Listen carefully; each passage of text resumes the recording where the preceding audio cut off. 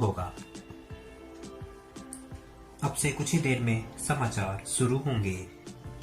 अब से कुछ ही देर में फिल्म शुरू होगी। इस तरह के सेंटेंसेस में आप अब से कुछ ही देर में ऐसा बोल रहे हैं, इसके लिए लिखना होगा in a short while from now. आइए इसके स्ट्रक्चर को समझते हैं। सबसे पहले आपको लिखना होगा कंप्लीट सेंटेंस, फिर आप लिखेंगे in a short while from now.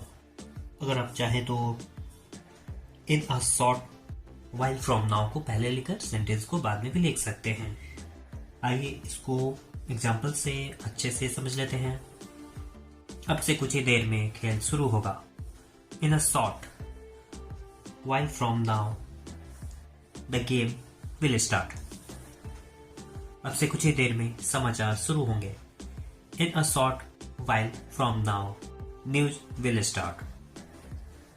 अब से कुछ ही देर में फिल्म शुरू होगी। The movie will start in a short while from now. अब से कुछ ही देर में काम शुरू होगा। The work will start in a short while from now.